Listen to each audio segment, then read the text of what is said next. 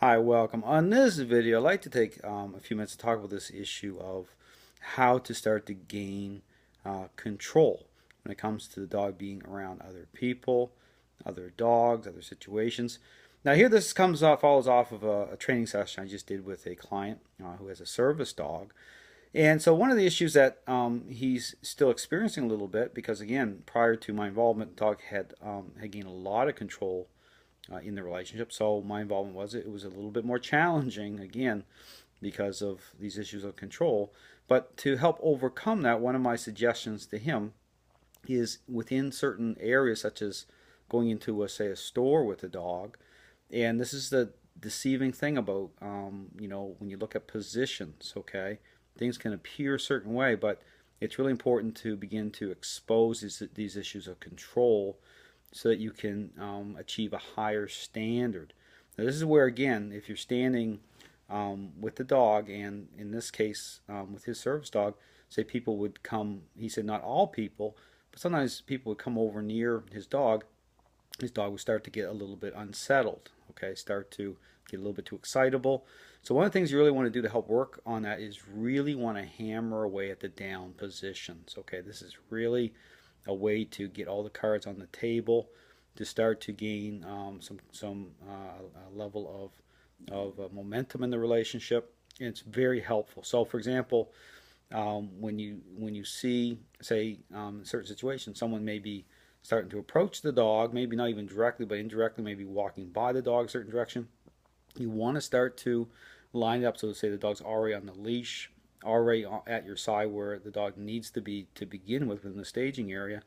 And so instead of just being okay with just say the dog going into a sit position, you want to add it down onto it as the person's starting to get closer to the dog. So just start off doing the push pull a little bit, but then just continue to assert influence again within the parameters of what's reasonable. Just understand that. So as you're pushing on the dog's shoulder blades, it's how language is being spoken through the method, and just to follow up with getting the dog to go into a down. Now, here's the thing: how you can tell the dog has control issues is how they respond to the down.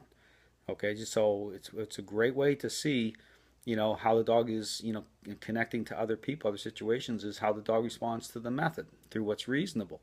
So again, as you push the dog or start to assert influence on the dog to bring the dog in the down position, it's very helpful. Okay, and just to even begin the down position process, just as the person's starting to get close. Don't wait until the person's right next to the dog before trying to do that, because it can be more challenging.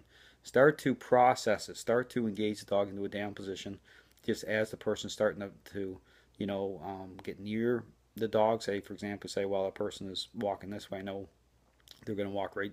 I already know I need to do it. So just start to do it. Really start piling on those down positions.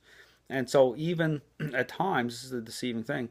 You might say, and this is happening in this case, well, the dog, is okay. I mean, the dog's right next to another service dog, say, and the dog appeared fine. Don't be deceived, okay? The dog could be fine because of the issues of how this goes back and forth with, again, it's about control again. Again, a great way to test it is just commit to the down position. Really get, for a period of time, really hammer away at those down positions. Get those down positions happening. And how you can tell is when everything's lining up is when the dog is accepting the down. Okay, influence is taking hold, control issues are starting to diminish. You do it down, and it's like, wow, great. I was right now down, it's flattening out really well. Not trying to roll or whatever, just really, really. And you'll see them in other videos. Really great down positions. Now the position itself is really related to how the mind lines up. So when you see the great positions happening, that's because change is happening. I mean, that's an indicator. It's a benchmark. But again, as you start piling on those downs and be consistent in that for a period of time, it could be maybe 2-3 weeks. Really just get really used to getting that dog into a multiple downs. And you'll see it all line up. Then it's okay. Then the stand or the dog but then everything else is going to line up anyway. Okay, you just see how everything connects through the down position. But again, just some advice: really focus on getting those downs happening all throughout the script. Be consistent in that, and it will really help a lot in it could be stores, other locations, situations, other dogs.